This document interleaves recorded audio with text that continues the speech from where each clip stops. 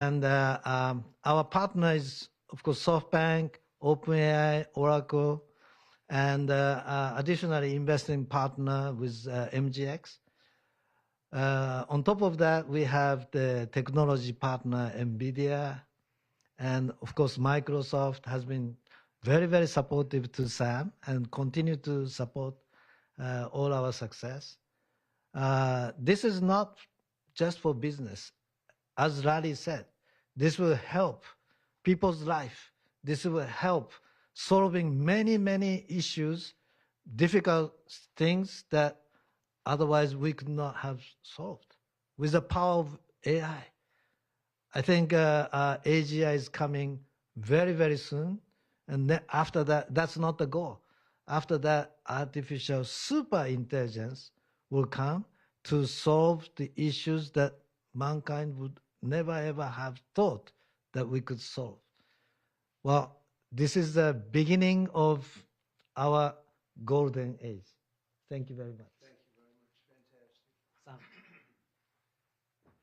I don't have too much to add, but I did want to say I'm thrilled we get to do this in the United States of America. I think this will be the most important project of this era, and as Masa said, for AGI to get built here, to create hundreds of thousands of jobs, to create a new industry centered here. We wouldn't be able to do this without you, Mr. President, and I'm thrilled that we get to. I think it'll be an exciting project. I think we'll be able to do all of the wonderful things that these guys talked about. But the fact that we get to do this in the United States is, I think, wonderful. So thank you very much. Could you just say one word? I hear so many positive things about what it's going to do for medical research and for solving things, cancer and all the different problems. How will AI help us with the fight against the various problems, diseases, etc.? These guys can maybe share more about some of the work they're doing there. I think they'll jointly be some of the leaders about driving progress here. But I believe that as this technology progresses, we will see diseases get cured at an unprecedented rate. We will be amazed at how quickly we're curing this cancer and that one and heart disease, and what this will do for the ability to deliver very high quality healthcare, the costs, but really to cure the diseases at a rapid rate, I think will be among the most important things this technology does. Okay, great. Very good. Thank you. Can I speak and answer that question, Mr. President? So we're currently working on. Should I step on this? Okay. All right. No. I'm not that tall. I'm not that tall. I'm not that tall. You look even better. Thank you, Mr. President. One of the most exciting things we're working on, using the tools that Sam and Masa are providing, is a cancer vaccine. It's very interesting.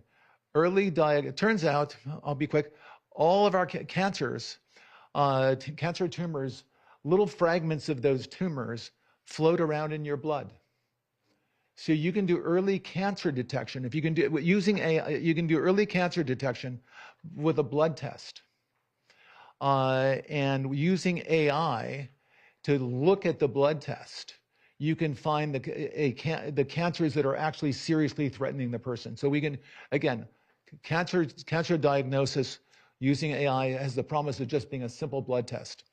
Then beyond that, once we gene sequence that cancer tumor, you can then vaccinate the person, design a vaccine for every individual person to vaccinate them against that cancer.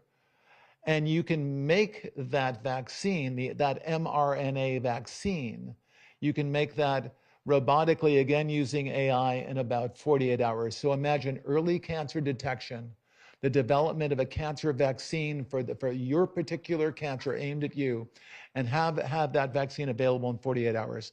This is the promise of AI and the promise of the future. Great, thanks. Thank you, sir. Yeah, just 1 second. We'll finish up. But these are highly respected guys. I was shocked with Larry because I don't even think Larry does this stuff. You did a very good job for a guy that doesn't do it much, right? But he's so respected, and the group, and it's really an honor. But for Larry to be here and do this is very unusual because he doesn't do this stuff. He doesn't need it. He does, and you don't need it, do you? Huh? You don't need it. But I just I think it's an honor to the country. It's a great honor that this group, these are the top people, that they're going to do it, and they're going to do it here, and we're going to make it as easy as it can be. A $500 million Stargate project comes in addition to a separate pledge between 100 and 200 billion dollars from, as we know, from Massa that we talked about before. Also 20 billion from DMAC, which was great. And we have many others that are coming. Some I just say, just announce it. It's easier. But with some, I know them and they're so highly respected. I'd rather do it this way. Many would like to do it this way, but we're letting the world know what's happening. This is money that normally would have gone to China or other countries, but in particular China. In total, before the end of my first full business day in Washington in the White House, we've already secured nearly $3 trillion of new investments in the United States, and probably that's going to be 6 or 7 by the end of the week. Tremendous amounts of money are coming in for many things other than even AI. AI seems to be very hot. It seems to be the thing that a lot of smart people are looking at very strongly. And our country will be prospering like never before. I think that's true, and it's going to be the golden age of America. As I say, yesterday we had the most ambitious, action-oriented day of any administration in history. No, there's never been a first day like yesterday, as you know.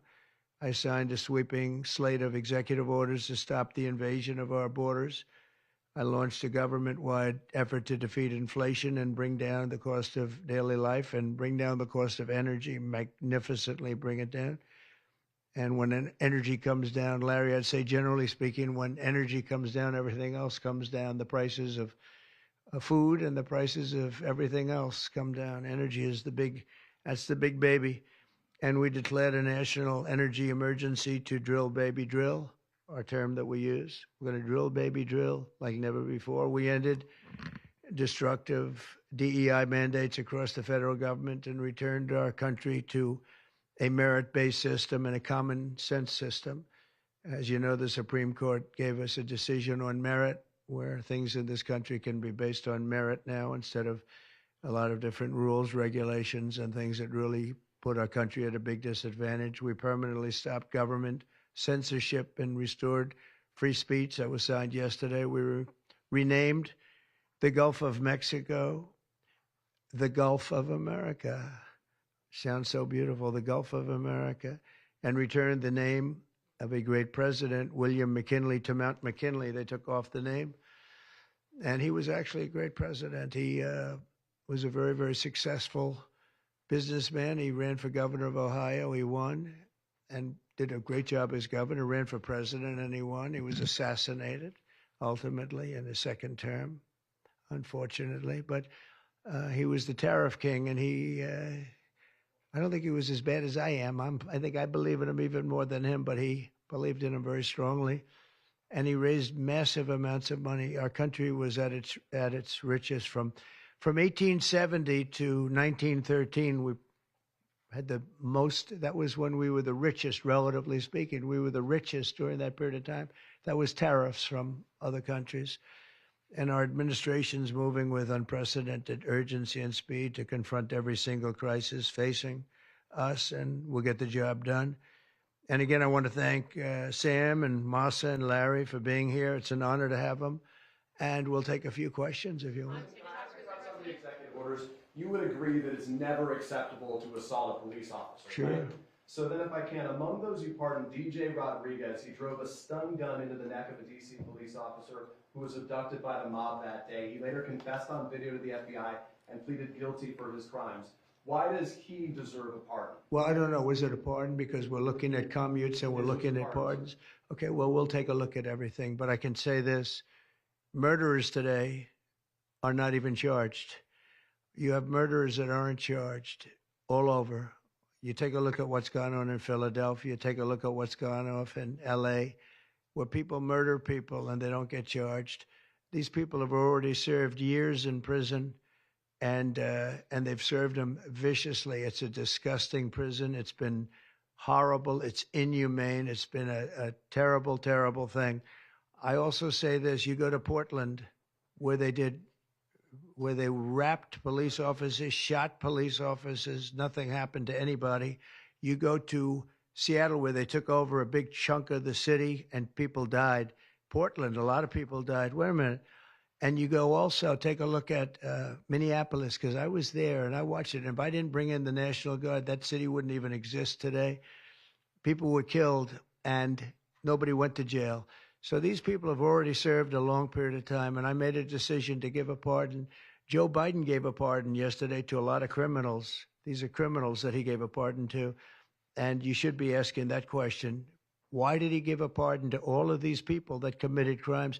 Why did he give a pardon to the J6 Unselect Committee when they burned and destroyed all documents which showed that they did what was wrong, not me? Wait a minute.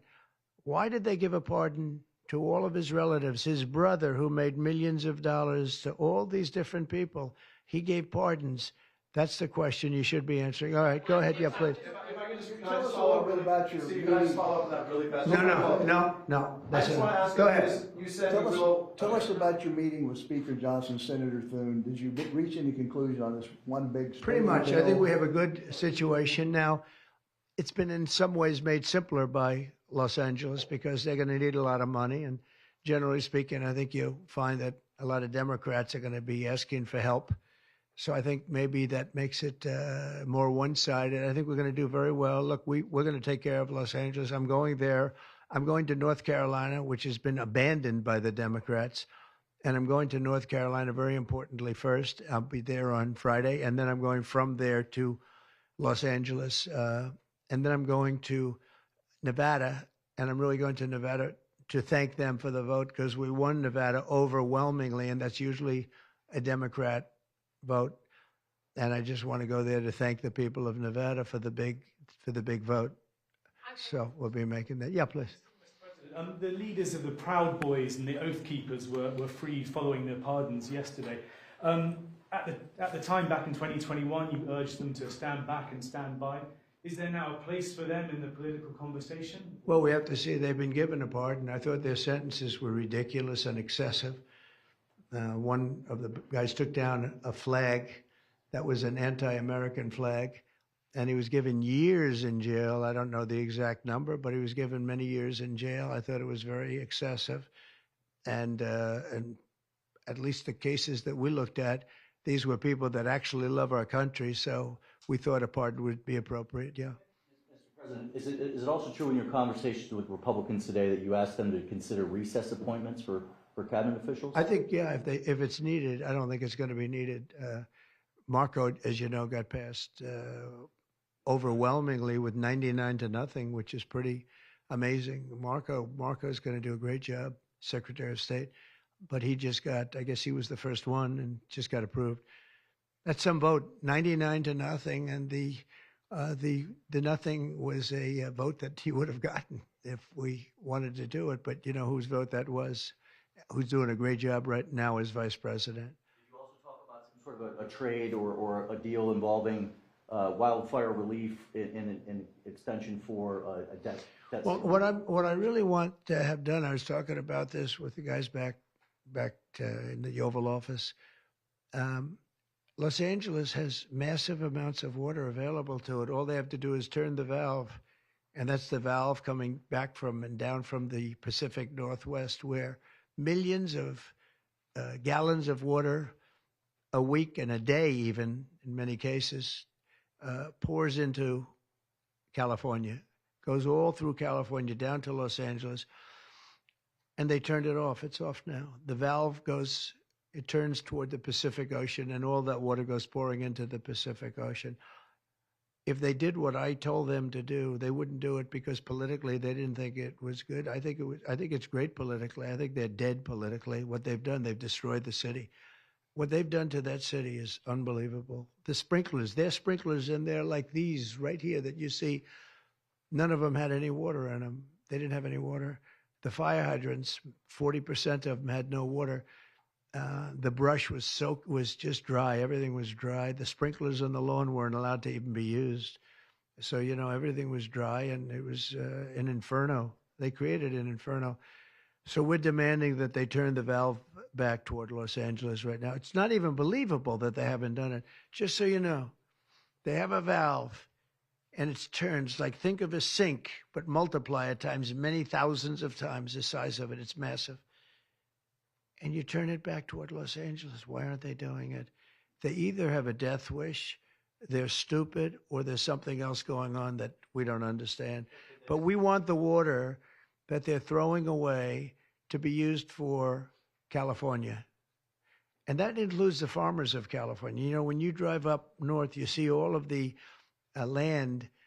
I couldn't believe it. I was with Devin Nunes when he was a congressman and some other congressmen from the area, and we're driving up, and we're on the highway, and I keep looking at these farms, and the land is bone dry, and then you'd see an acre, about an acre or 2 acres, with the most beautiful green plants growing in it, the most beautiful it's rich stuff. And you look at the soil, and it's so rich.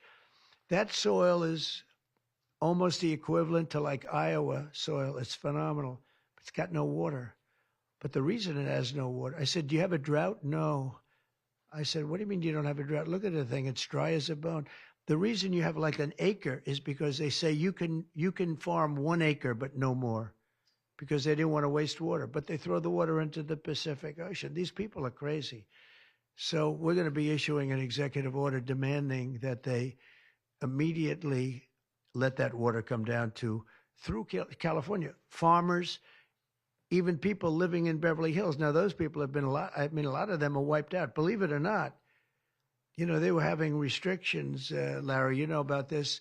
They wanted to restrict you to 38 gallons of water a day. That sounds like a lot, but it's not. When you're a rich person and you like to take a shower, 38 gallons doesn't last very long. And they have all this water, and it's really good water. Up high, Pacific Northwest. Some comes in from Canada. A nice country, by the way, comes in from Canada, and it comes all the way through California, and they're restricting it. You even have the half pipes, the half pipes, the cut pipes, big ones, bigger than this room, and they're going all the way down, and they're bone dry, and they could be loaded up with water. But isn't it incredible that they don't do it? And it's to protect the Delta smelt. It's a fish that's doing poorly anyway. But I said, how are you protecting the Delta smelt by not giving it water? It's a fish. It needs water.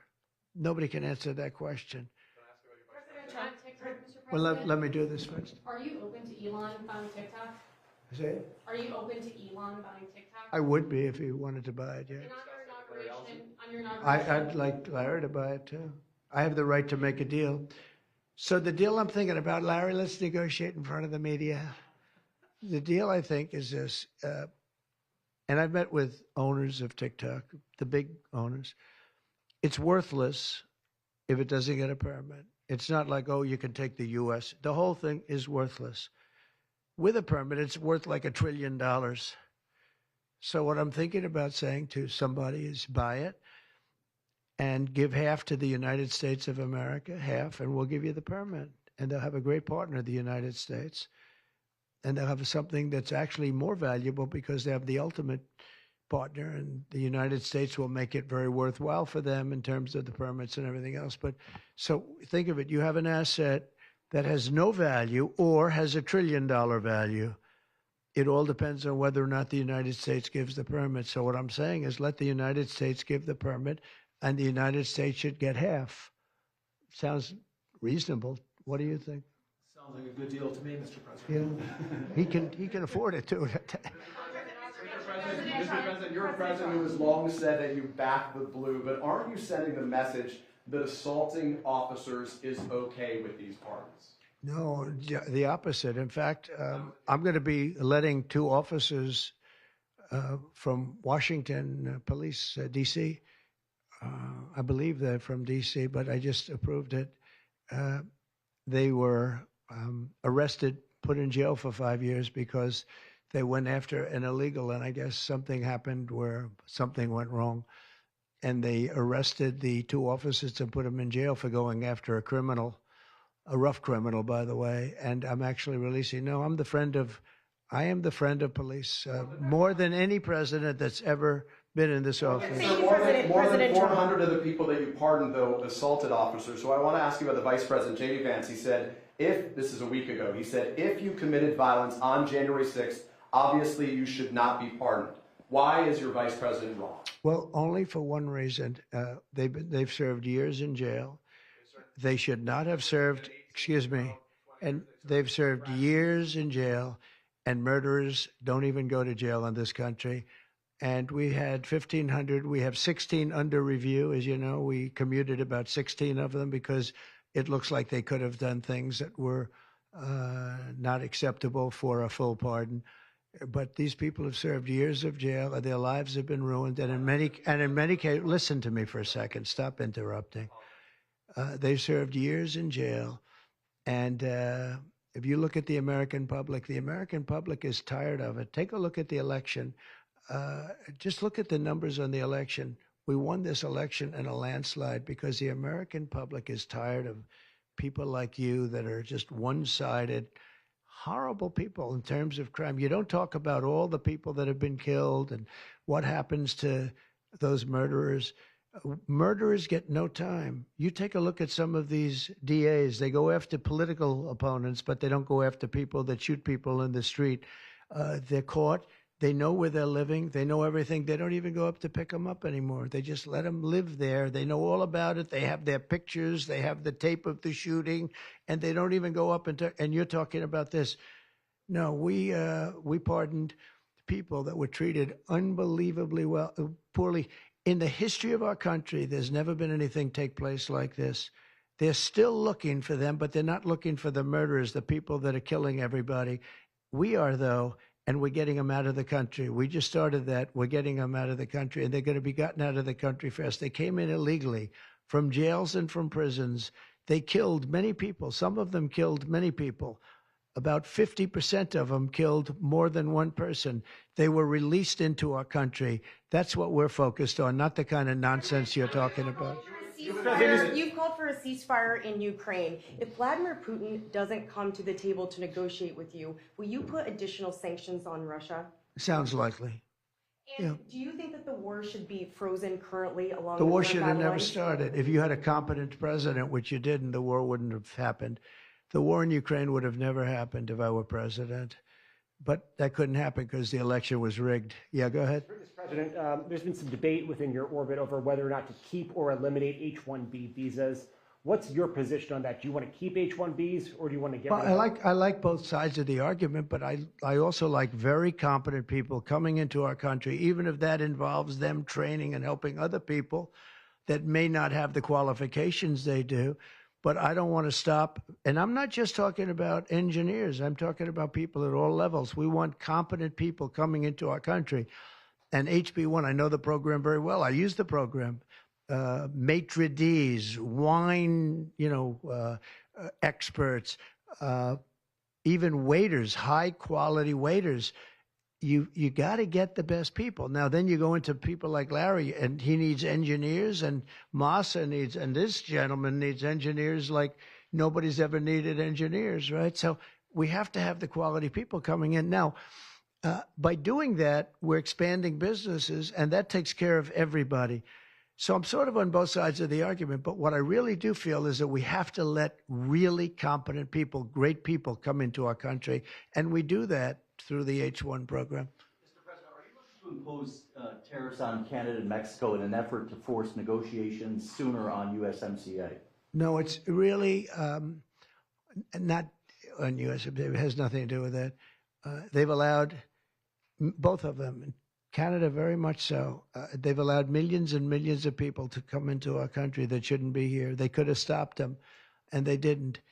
And they've killed 300,000 people last year. My opinion, have been destroyed by drugs, by fentanyl. The fentanyl coming through Canada is massive. The fentanyl coming through Mexico is massive. And people are getting killed, and families are being destroyed. I mean, the son gets killed, and the family is a basket case for the rest of their lives. I mean, I've seen mothers that thought they'd heal. They never heal. They say it gets worse with time. It gets worse with time. They lose their boy. They lose their baby. They lose their young daughter to fentanyl poisoning. And I had that talk with President Xi the other day, too, of China. I said, we don't want that crap in our country. We got to stop it. I would have stopped it. I had a deal with him where he was going to give the maximum penalty, which in China is the death penalty for drug dealing. And he was all set. He was going to give the maximum penalty to fentanyl dealers. If they send to the United States, they were going to get the death penalty. And of course, Biden didn't pick that up. I had that deal all done. It was all wrapped up. We were going to have it done. And then the election went, let's put it nicely, didn't go the proper way. I'm trying to be nice about it. It was rigged. And we had an incompetent president elected, and he never followed up on that deal. But he should have followed up, because if they got the death penalty, they wouldn't be sending fentanyl to Mexico, Canada, and other places.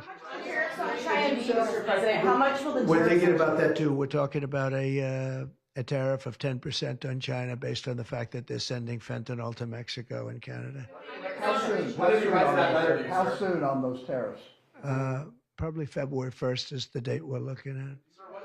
For Mexico and China, we're talking about approximately 25%. Update on the Gaza ceasefire, and are you planning to travel to the Middle East soon? We're thinking about going to the Middle East, not yet. We have a thing called the hostages are coming back going on right now, and they are coming back. Some of them have been very damaged. You look at the young lady with her hand practically blown off.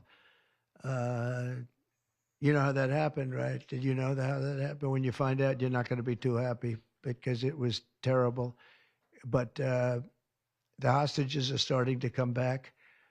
If I weren't here, they wouldn't be back ever. They would have never come back. They would have all died.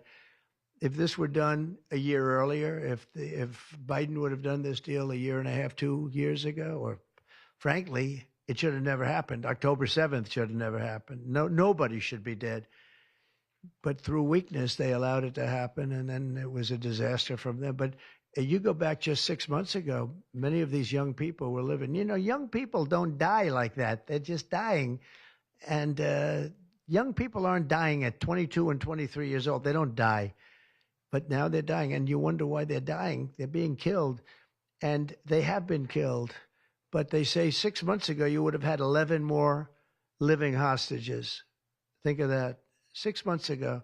But Biden couldn't get it done, and it was only the imposition that I put on as a deadline that got it done. But it's a very sad situation. It should have never happened. I'll tell you, 2 things should have never happened. 3 things. Inflation should have never happened. It would have never happened except for what they did to energy and their crazy spending.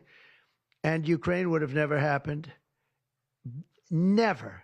By the way, Russia never would have gone into Ukraine. I had a very strong understanding with Putin that it would have never, ever happened. He disrespected Biden. Very simple. He disrespects people. He's smart. He understands. He disrespected Biden. And also, the Middle East would have never happened because Iran was broke. They had no money. They had no money for Hamas. They had no money for Hezbollah. It would have never happened. October 7th would have never happened. But it did happen. So this is the cards I've been given. And we're getting the hostages back. That would have never happened under Biden. They would have never come back. They were just dying not that slowly. They were dying or being killed. But that was what was happening. Are you going to keep sending weapons to Ukraine, or are you going to turn off the tap soon? Well, we're looking at that. We're talking to Zelensky. We're going to be talking with President Putin very soon.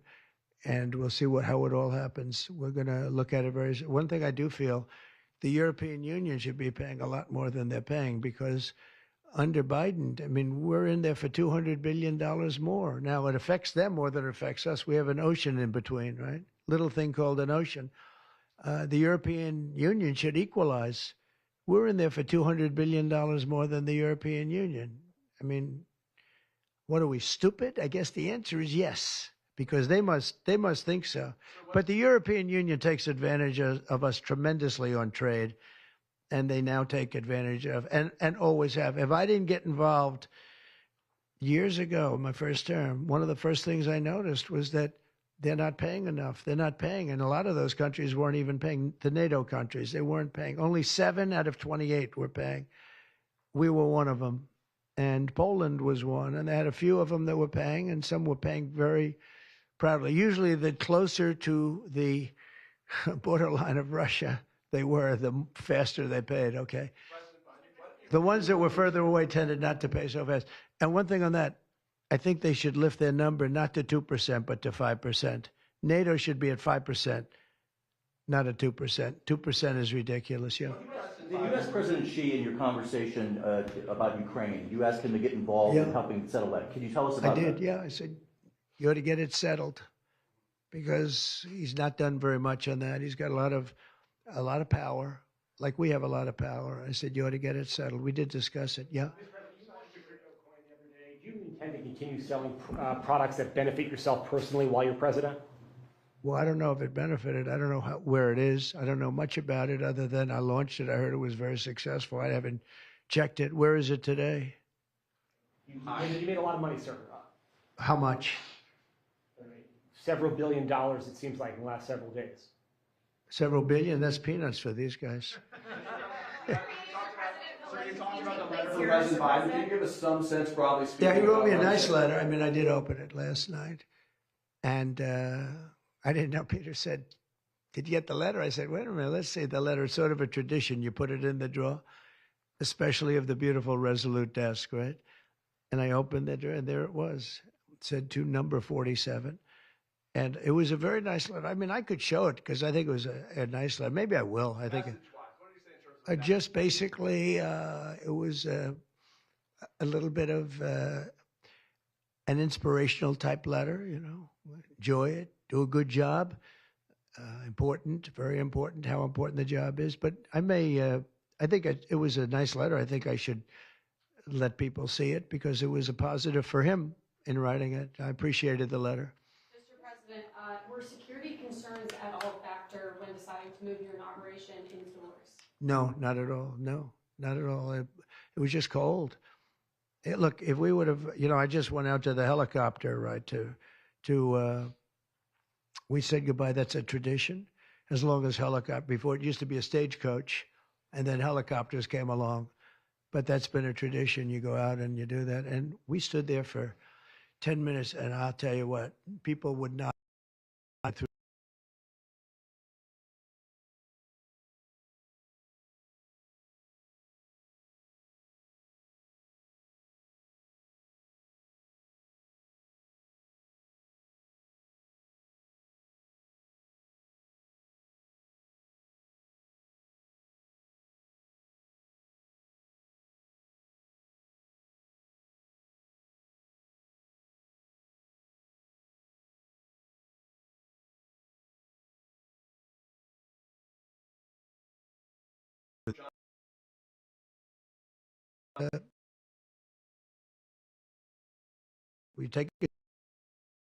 You take a job, you want to do a job. We're not going to have security on people for the rest of their lives. Why should we?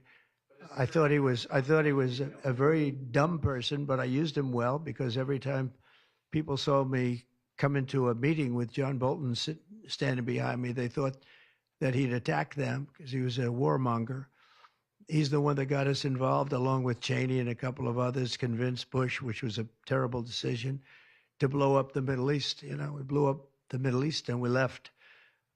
We got nothing out of it except a lot of death. We killed a lot of people, and John Bolton was, one of those guys, a stupid guy. But no, you can't have that for life. You shouldn't expect it for life. You mentioned with President Zelensky, will that take place here, and when and where will you meet with him? I don't know. I mean, look, President Zelensky would like to have peace. He's told me that very strongly. He'd like to have peace, but it takes two to tango. We'll see what happens. When will you meet with President Putin? Anytime they want, I'll meet. I'd like to see that end. Millions of people are being killed, and they're being killed. It's a vicious situation, and they're now largely soldiers. A lot of people have been killed in the cities. They look like demolition sites. Buildings, massive buildings bombed and coming down.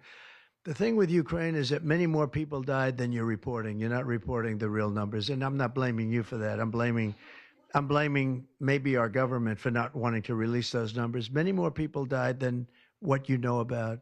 When those big buildings come down and they say 2 people were injured, no. Many people, thousands of people are being killed. But the real killing now is on the war front. It's a very flat land. And the only thing that stops a bullet is somebody's body.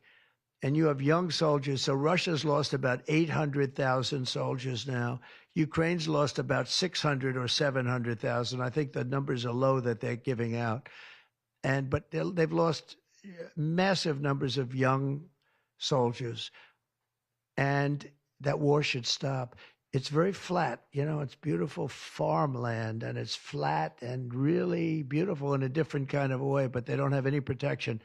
The only thing that stops a bullet is a body, and those bodies are stopping a lot of bullets, and they're being decimated, both sides. Your conversation with President Xi, what did you tell him in terms of when to expect tariffs, and what can he do to avoid them? About which one? About tariffs? We didn't talk too much about tariffs, other than he knows where I stand. Look, I put large tariffs on China. I've taken in hundreds of billions of dollars. Until I was president, China never paid not 10 cents to the United States. With me, they paid hundreds of $600 billion or so, or more than that even, of tariffs. And if I didn't do that, you wouldn't have a steel mill open in the United States right now. You wouldn't have one steel mill open in the United States. So what I did is I saved the steel industry. I saved other industries too with other tariffs. Other countries are big abusers also. It's not just China. China's an abuser, but the European Union is very, very bad to us. They treat us very, very badly. They don't take our cars. They don't take our cars at all. They don't take our farm products, essentially. They don't take very much. We have a $350 billion deficit with the European Union. They treat us very, very badly. So they're going to be in for tariffs. It's the only way you're going to get back. It's the only way you're going to get fairness. You can't get fairness unless you do that. But the European Union's treated us very badly. But essentially, everybody treats us badly. Everybody treats us badly. Yes, go ahead. Because we allow them to. Because we've had stupid people doing this, and we can't have. I'd like to have these 3 people negotiate for us, just for 1 week, and we'd be a rich country again. But we'll be rich. Mr. President, on AI data centers, will you rescind President Biden's executive order that opens up federal land? On which centers? On data centers. Will you rescind President Biden's executive order that opens up federal lands for data centers and energy production? No, I wouldn't do that. That sounds to me like it's something that I would like. I'd like to see federal lands opened up for data centers. I think they're going to be very important. Again, we have a lot of competition for that. So it's an honor to have these 3 great people, great CEOs and great geniuses, all 3. It's an honor that they want to come to our country, but we're going to make it as easy as we can for them because other countries want them to. I'm going to have to go now. Thank you all very much. Thank you. Do you have TikTok on your phone? No, but I think I might put it there. I think I'll get it right now. By the way, again, we won the young vote. I think I won it through TikTok. So I have a warm spot in my heart for TikTok. Okay? Thank you. Thank you, Mr. President.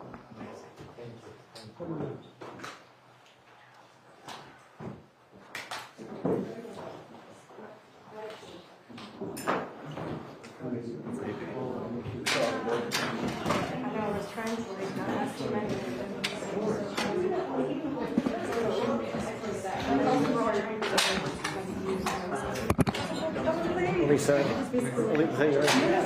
like that.